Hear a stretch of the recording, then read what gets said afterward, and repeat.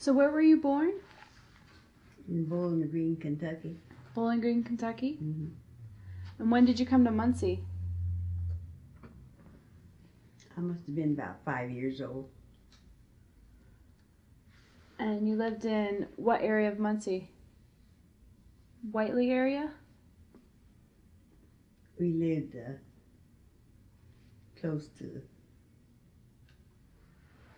school. We was right across the street from the school. That's the Whiteley area. Okay. How many siblings did you have? Do you have any brothers or sisters? I had one sister and 8 brothers. Really? Wow. I just have one brother left. He lives in Anderson now. Mm-hmm. Is he a younger brother or an older brother? He was the baby. He's the youngest one of my brothers. Okay. How was growing up in Muncie? What did you do? Did you have a job? Did you go to school? I went to school there, Longfellow School. It was across the street from our house. Mm-hmm. When did you get married? I got married, I think it was in 1928. I was 16 years old. 16 years old? Mm-hmm. And you got married to Mr. Vargas? Mm-hmm. Mm-hmm. How was he? I mean, we spoke with Dolores, so I just comparing the descriptions. Well, he died. I don't know if it was 1957 or not, but I think it was. Yeah, that's what Dolores had said. She said that all he would have to do is come out and whistle, and you guys knew it was time to come. That is true. Yep.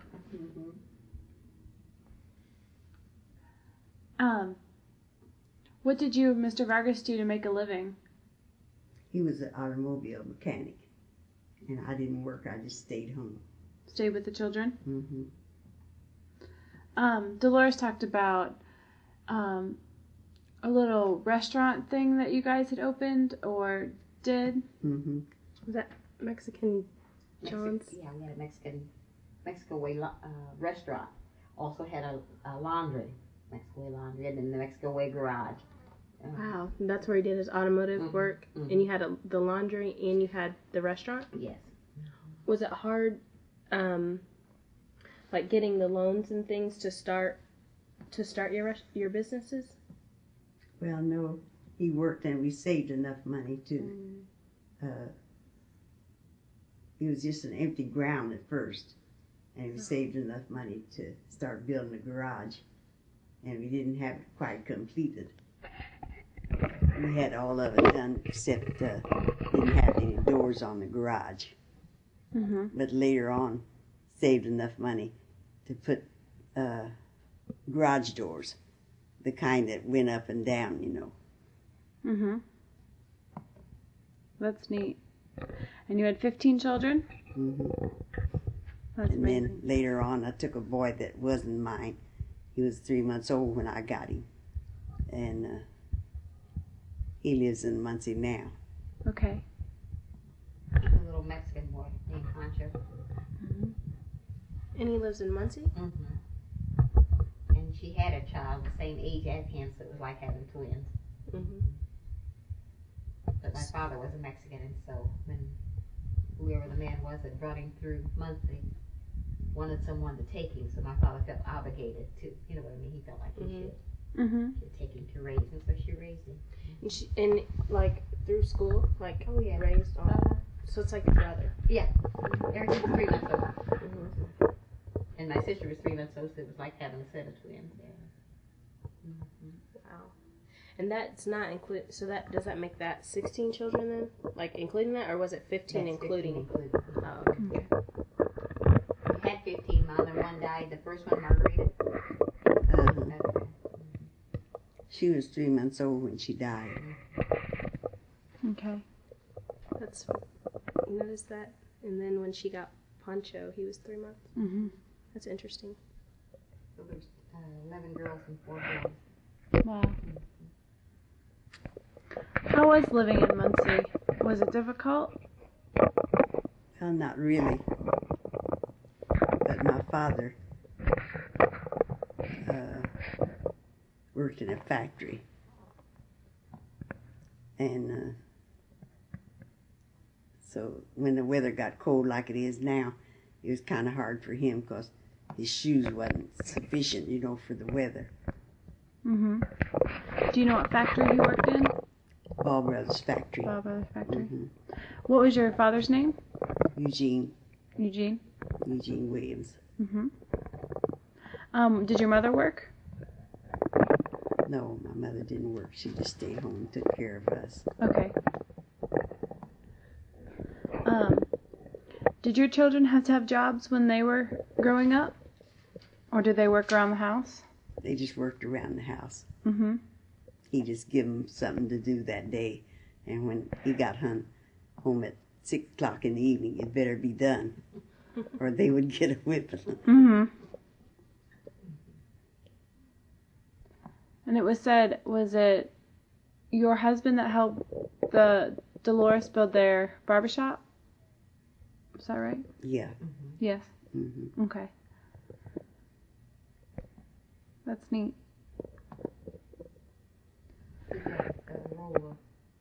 They were brick buildings. Her barbershop was on the corner of the brick building, and then he made like apartments out of the others on down from one end of the block to the next end. Mm-hmm. Mm-hmm.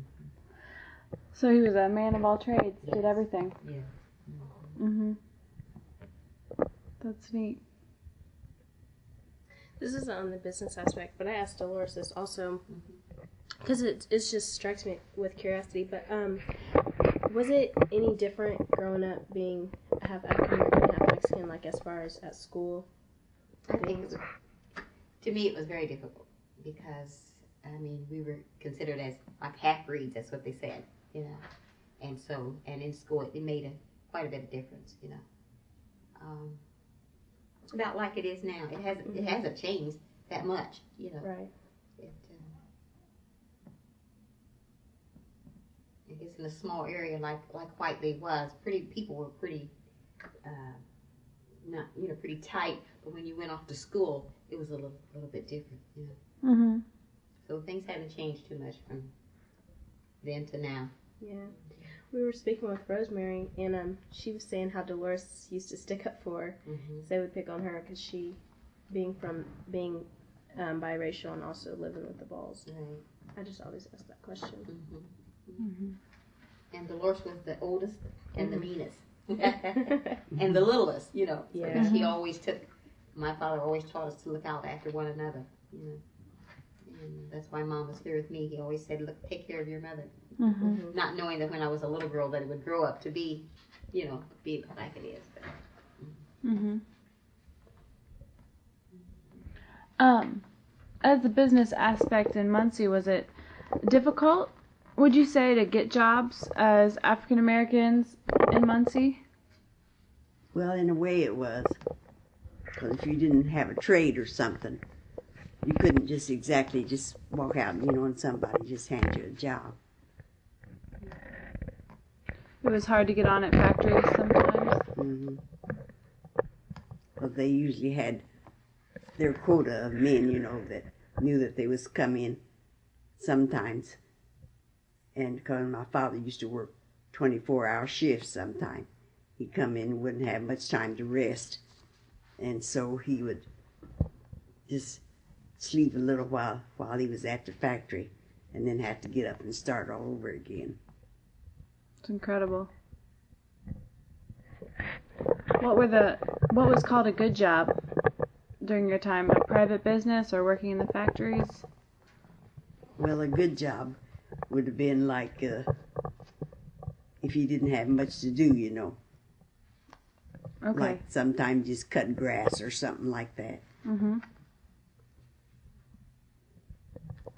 If you got into a factory, if you were allowed to get into a factory, you would think that was a good job. You know what I mean? Compared to what What the other, they've been used to. yeah, in that that area, that Muncie area, there weren't that many good jobs for blacks or biracials or whatever you call it. Just wasn't that many.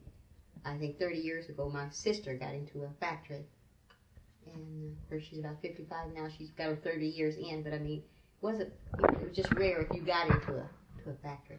Mm-hmm. So I think that's She's why still there in that factory now. She's got about 3 more years and she can retire. No, she just got a few months now.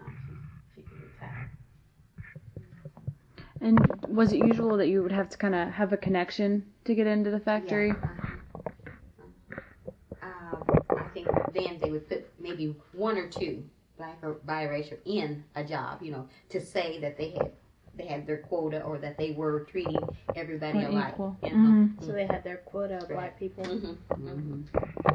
Because 3 of the brothers worked in that same factory. Okay. 3 of your children? She's talking about her brother. Oh, her Okay. brothers. Okay. Worked in the same factory as your dad? Hmm. Did they work in the same factory as your dad? Mm-hmm. Your brother's mama worked at Del Corini and that to a couple of her brothers. I got a brother now that lives in Anderson, and he works in the factory they call Del Corini. Mm-hmm. That's where my dad works.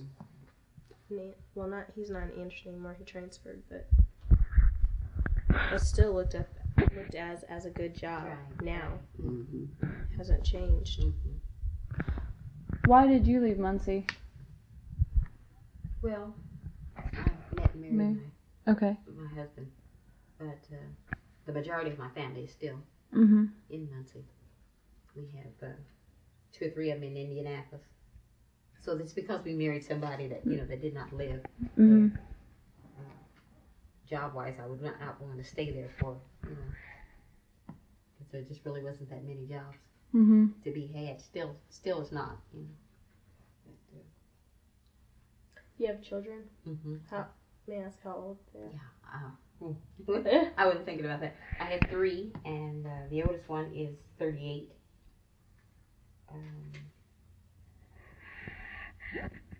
36 and 34, I think that's the way it is.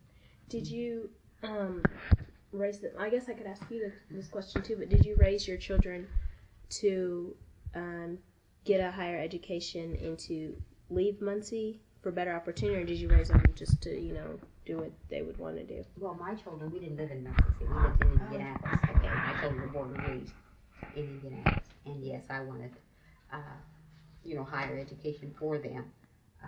One of them went in service, one went to college, and one didn't, just didn't want no part after graduating from high school, no part after college. But You said one went into the service? Mm-hmm. What military branch did they go? Army. Why did he go into the service?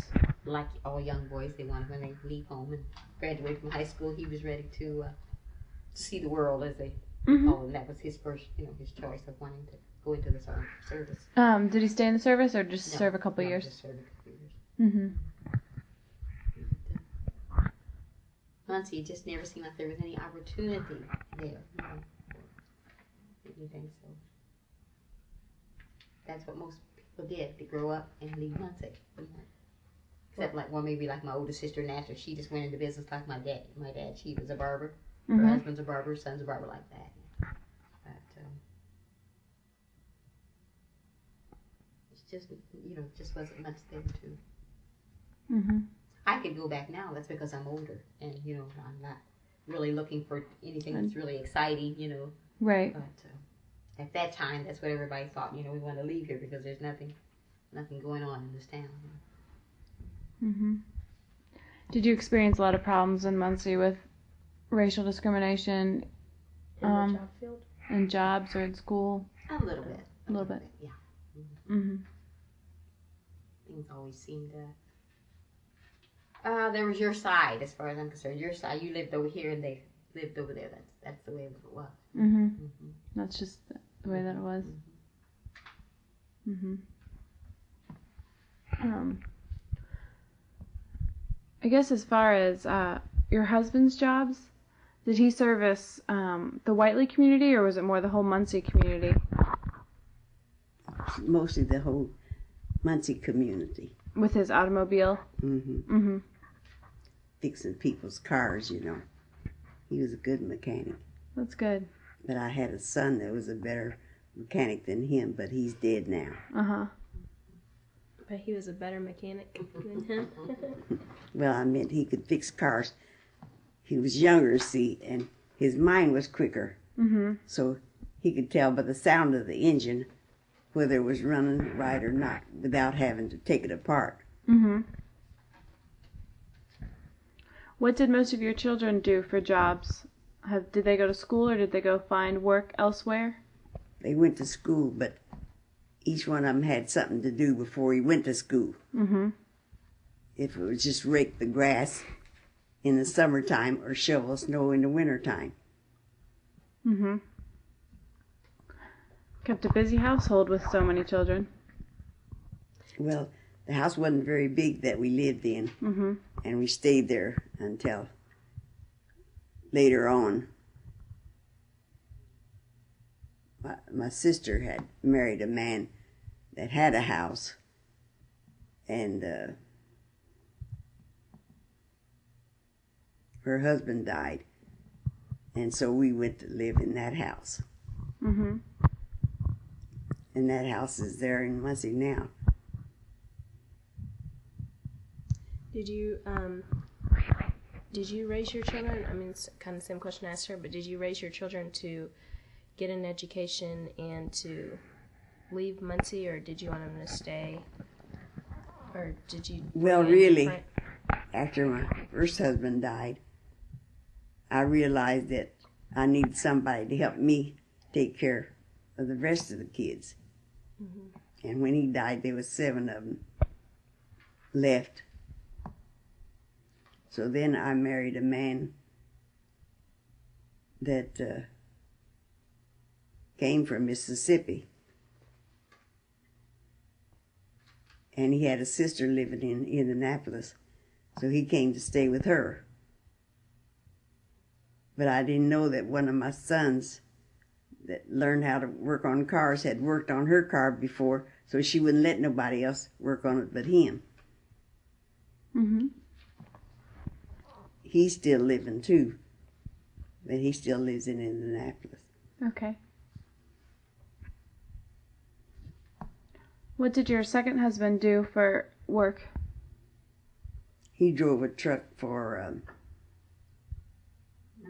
one of these asphalt trucks. Mm-hmm. For 25 years he worked there. But he wasn't very well in the first place. But they didn't know too much about cancer in them days. Mm-hmm. And that's what he had. He didn't know it himself. But he got so bad that we had to take him to the hospital. Right. Did you, I know when we spoke to Dolores, she had mentioned a lot of times she would leave Carl's and come back home because she missed home, and she'd help with the children and stuff. Did you ever leave and then want to come back home? Or did you, I mean, a lot of people want to come back home. Did you actually come back home ever? Like, she didn't? No. She would come home to visit on the weekends. You know what I mean? She wanted to be married, but she missed Daddy, you know, and so she would find some excuse, some reason why she could come back home. But no, we growed up more mature than that after. Yeah. If she heard me say that, she would choke me. But no, as Mama's children grew up, like I said, 11 of them was girls, and so naturally they met somebody else, maybe somebody else that lived in another town and moved away. So she's just got the 3 girls that live in 3 or 4 girls that live in Muncie now that's actually stayed in Muncie. Mm-hmm.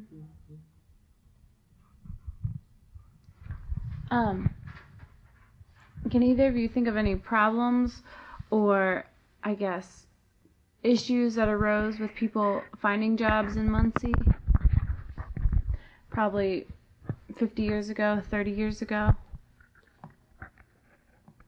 Or even now, if you know. I'm sorry, say it again.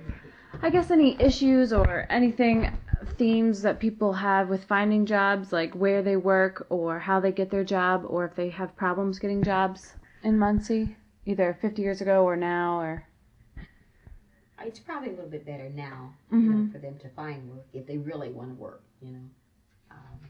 Like I said, the main thing going there was the factories that they had, you know. And once they got in, mostly when they got in, they stayed, because they realized that was about the only good paying job that there was around there. Also, benefits of the company are very important, which my mom made me aware of that, because I was like, but she said that a lot of jobs, it's hard to get benefits. And I don't know if you know this, but I was just curious, like, whenever they had the whole racial issues going on, did they, like, if a white person got on at a factory and a black person got on at the same factory, would they have the same benefits? Do you know? I believe so. I believe that, they have the same benefits if you got in. You got a chance to get in, Yeah, I believe that they have the same benefits. Problem was getting in. Yeah. You know what I mean? A lot of people got in because maybe there was somebody who worked in the office, that, like I said, Muncie is a pretty close-knit. Everybody usually knows just about everybody. Mm-hmm. So maybe if somebody got into the office, they could kind of help pull somebody else into the factory part or whatever. But to me, it was very hard though for you to get in to a factory. I mean, there was always some kind of reason or excuse, unless they said they had to have a quota. Then they might, take in a few more. Mm-hmm. What were the best jobs or best opportunities, probably maybe when you were growing up, for, I would say blacks in the community or women, or what was the best opportunity? If you could get into the factory, otherwise it was all restaurant work. I mean, people that we knew that maybe had a halfway decent job would be like Curly Goodall, you know what I mean? Mm-hmm. Okay, he was a fireman. They had 2 or 3 firemen, in, and I'm sure that once he got in, he helped somebody else get started. But it wasn't like what you could say maybe in the city where you could go and say, well, I'm qualified to have this job, and it happened because it just wasn't like that. Mm-hmm.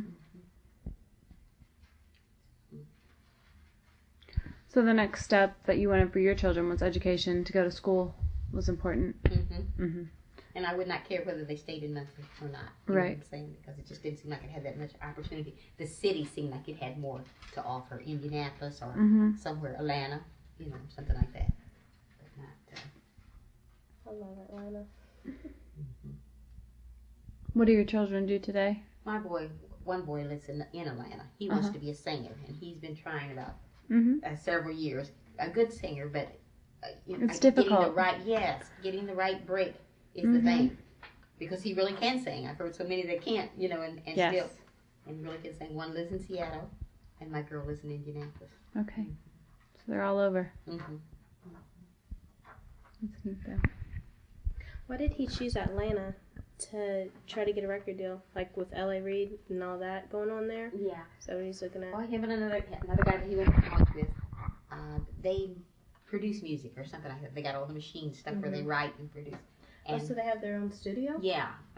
So they thought if they went someplace that was bigger, that they could have a better chance. And so that's his dream there. Where did he go to school? Muncie North. Muncie North. Where did he go to college? Did he go? Ball State. Ball State. Okay. But I don't know. Like I said, you got to be in the right place at the right time for something like that. But he's still hopeful. So what can I say? How old is he? He's 30. Was I'm not trying to say 30. He's 30. So he's still in prime. Atlanta would be a good place. That's what he says.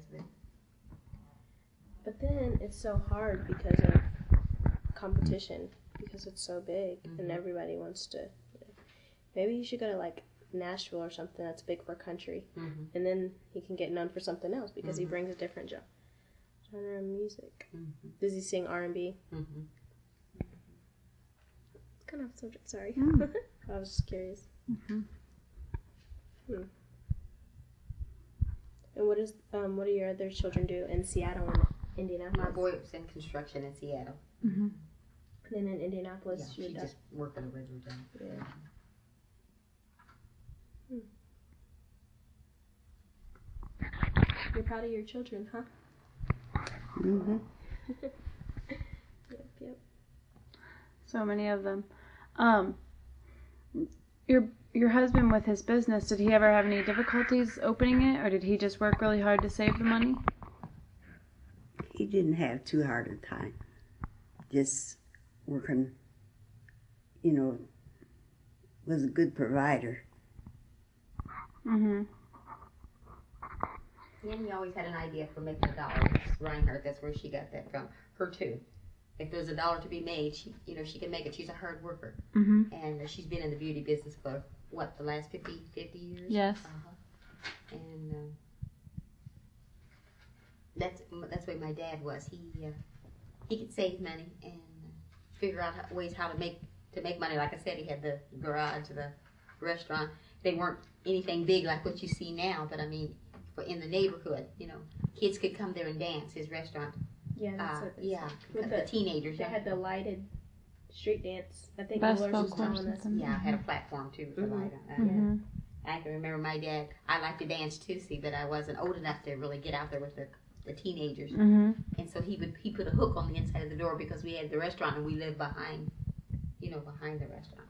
Put a hook on the door so I couldn't get out, Because when I heard the music, I'd want to go and get in, mix in with the teenagers and dance, Mm-hmm. So, those seem like the good old days. Well, that's good. And you guys went to church at Shepherd Chapel? Yeah. Mm-hmm.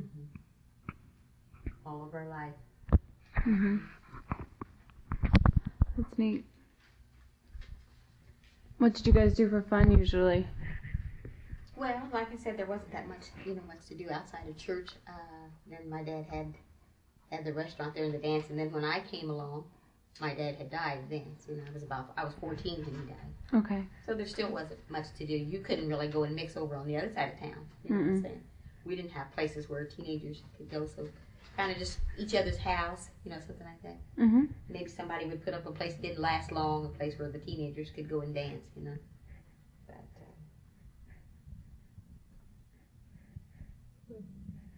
it was different than it is now. Our children have many opportunities now compared to what it was when we were coming up. Mm-hmm. Mm-hmm.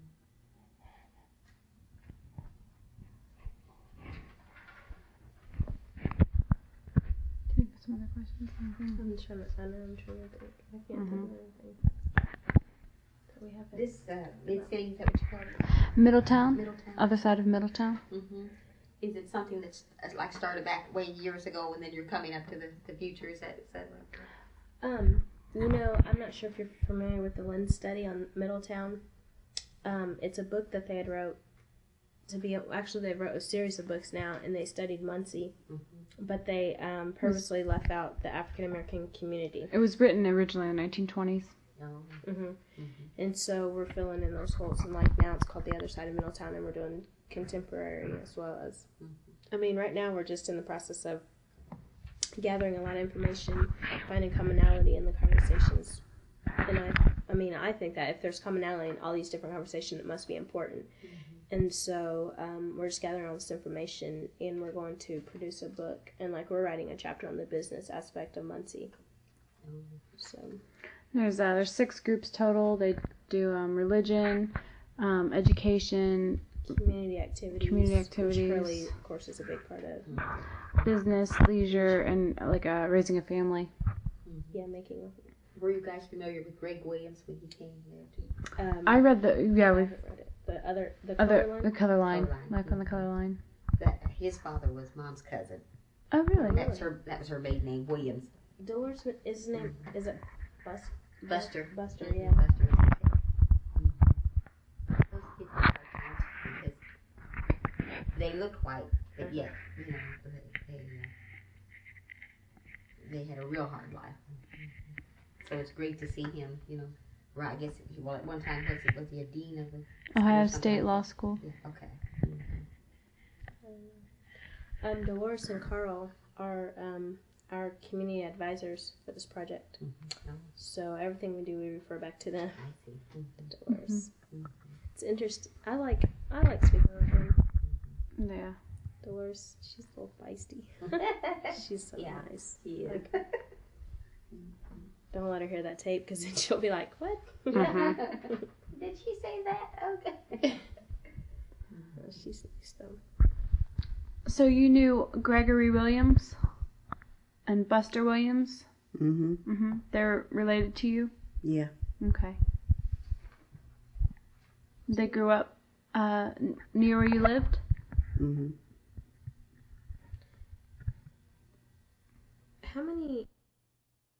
What do you think was the hardest part for you growing up in Muncie and living in Muncie? Well, I didn't consider it as the hardest part. Okay. I just was that kind of person that just let be what was going to be and not say anything. Mm-hmm. Because I worked for the Balls in their house. And I just felt I was good as anybody else. Mm-hmm. Because we all God's creatures. Definitely. Mm-hmm. What did you do for the Balls? I used to cook in their house and help serve the dinners. Okay. How did you get that job? Well, I saw an ad in the paper and I read about it. So then I found my way to their house, and this restaurant was down there by the railroad track.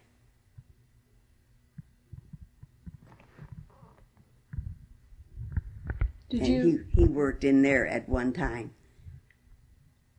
but he didn't like it because he said that they just came out there and people was just nasty, some of them, and he had to clean up the mess they made. So he said he was going to quit. And he said, well, he realized that he had to take care of his family, so he just stayed on the job, thinking that it would get better, you know. Mm-hmm. Are you talking about Dad, Mom? Mm-hmm. So where was the restaurant located? That wasn't our restaurant. Okay, this is a different one. Yeah, the one she's talking about probably was by the Malva. Is that what you're saying? Mm-hmm. Uh-huh. But the Malva was by the railroad track. I don't know if you're familiar with that area, the McCullough Park. Yes. Okay. Right by there. There was a Malva down the street there, and I think that's what she's talking about, the restaurant. Right down Okay. by the railroad track.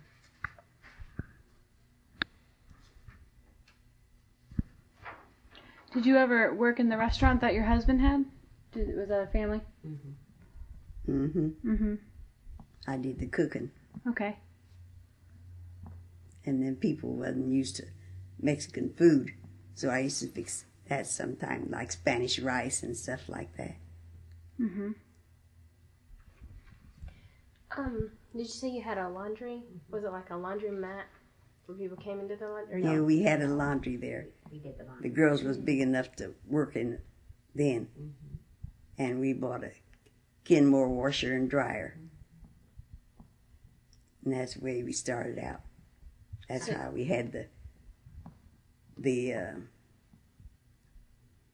would pick up, the run an ad in the paper or something like that, and then people would call and they would pick up their laundry and bring it and do it and iron it and all that and then take it back to the... Was that for all of Muncie or majority Whiteley area? Or? No, that was for the white people. That's what I figured. Okay. Uh-huh. Now the restaurant and the garage serviced the people in Whiteley, just that area, mostly, around there. But the laundry business came from, I say, the other side of town. Okay. Yeah. That's what I figured. They would have their laundry picked up and done for them. Right. Mm-hmm.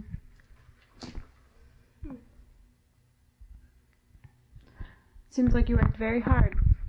Mm-hmm. Mm-hmm. But I enjoyed it. That's good.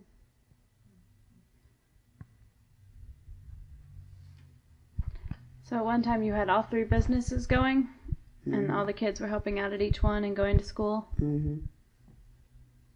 Wow.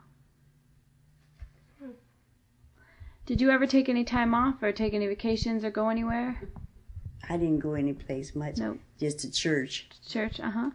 The Schaefer Chapel. Okay. That church is still there. Yes. We've met there with Hurley Mm-hmm. before. And Dolores and Carl come to meet with us. When she does her appointments on Mondays too, and we meet on Mondays, so sometimes it conflicts, but majority of the time she comes through. We're trying to schedule, sorry this is off subject, but we're trying to get a hold of Carl Junior Mm-hmm. to meet because he does the barbershop now. So that we can, I'd like to go in there because that's when all the crazy gossip comes out of the barbershop. Barbershop and the beauty salon. We've also talked with Ed Faulkner of the mortuary. Yeah, I know them too. Okay. Who else was there? Jesse Lovell, I think is his name. And Brick. I don't know his. Brick. Gary. Someone. Something. I don't know. He's younger. I think. He's Ed Junior's age, I guess. Ed Faulkner Jr. That name doesn't sound familiar.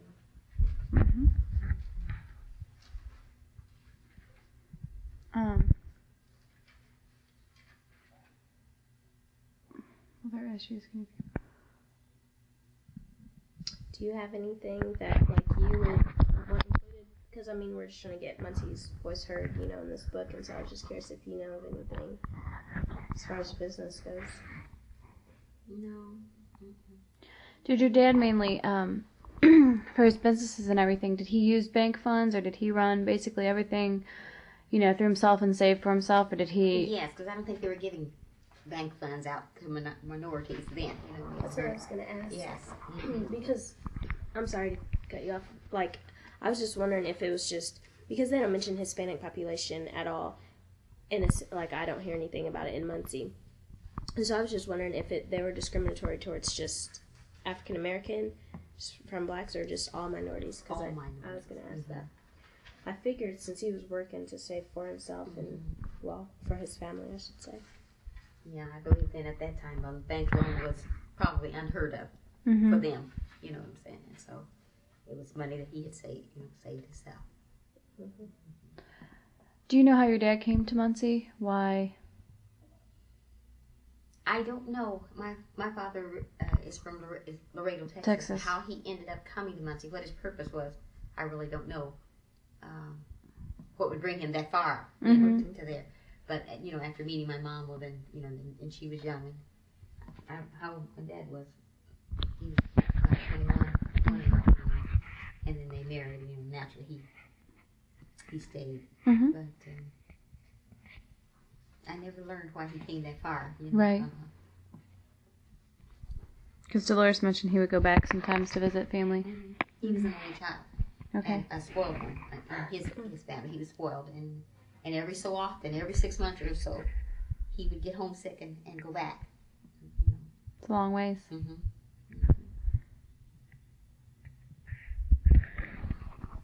Do you know how your husband, Mr. Vargas, came to Muncie?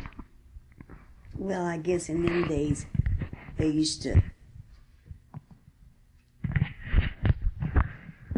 See, he used to tell me that they used to come as far as Indianapolis. They'd be picking cherries and grapes and things like that.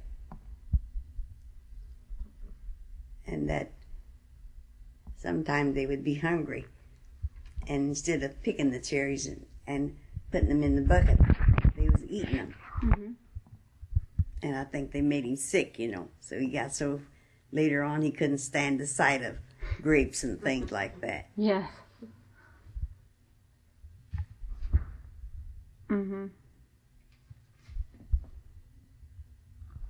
That's great. And my father's father was what they called a hack driver. And I guess maybe in Laredo, in that time, that was supposed to be like an important job. But it was his own business. Maybe that's where all that came from, his business. Then Dad started his business on down the line like that. But never met my grandmother or grandfather. And then I think my dad had my grandfather had been married before that. Okay. Because somehow my father had a sister that we didn't know about. That's what Dolores mentioned. Yeah, and we finally found them after so many years, or they found us after so many years. And we came together. Come to find out, we had 5 cousins. Wow. And his sister was 98, and she put it over. Her children put it over the radio that they were looking for John Vargas or his family. and somebody heard it and come and told us, and Yeah. that's how we found them. Wow. And so she only lived. We went in February, and I think she lived 1 month. 98. She lived 1 month after we met her. Mhm. And this was after he had passed After away. he died. Correct? So we had no way of notifying her because we didn't know where to find her. Mhm. And what part of Texas did they live in, Jim? Austin.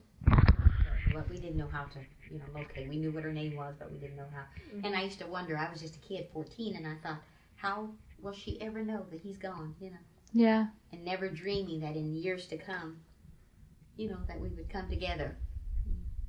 Was it a car accident? Yes, my dad was killed in a car accident. That's the same as Mr. Faulkner's dad. Yes. You say you were 14? Mm-hmm.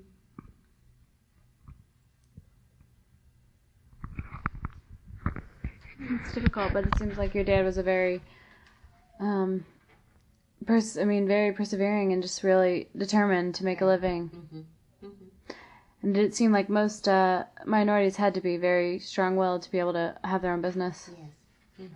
And it was mainly separated in Muncie at the time, Right. that side and this side. Right. Hmm. Would you say you ever used white businesses for much? I mean, anything? No. I No. don't think so. Okay. I mean, we had to have grocery stores and things like that, but I mean, this was a separated side of town. Whitely was here, and then people that lived over on the north side, Mm-hmm. call it segregated or what, but it was. Was there much of a difference between Whiteley and Industry?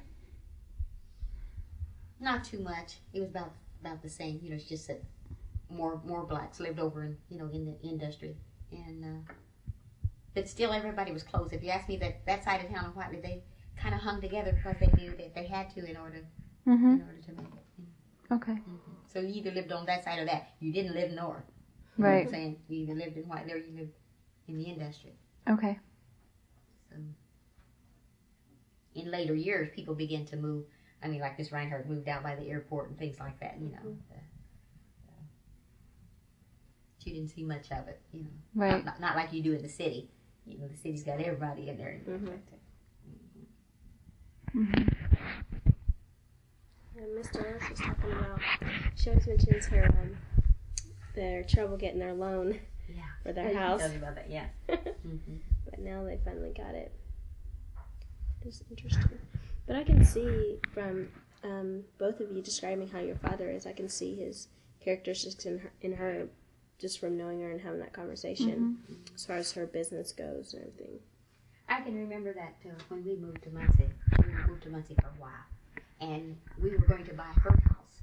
Mm-hmm. Her house that she was moving out of so she could go, out by the airport. And we too had a difficult time trying to get along. I think we had to put up $3,000 in order to finance the 10. We wasn't paying the 10, Right. for the house. But it was, if it hadn't been for Miss Reinhardt going and talking and because see, you're going to explain to her why. If you can't, something can't happen. You got to, you got to really run it down to her.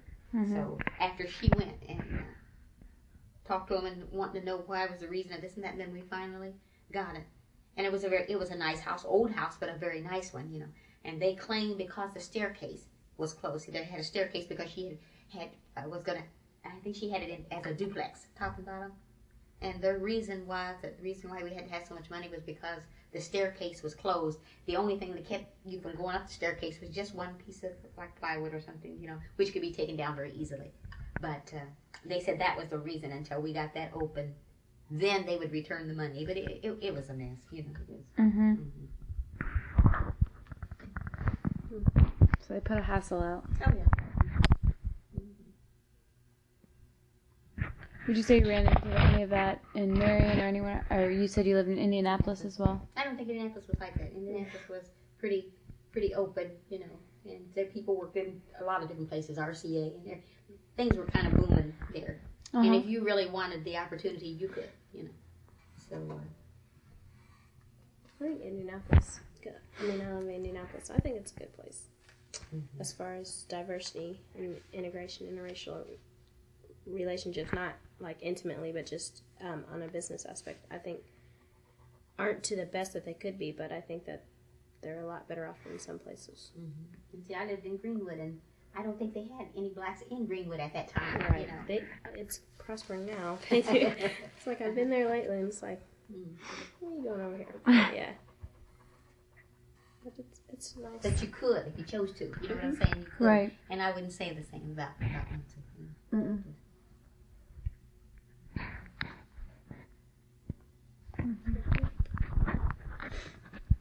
Another.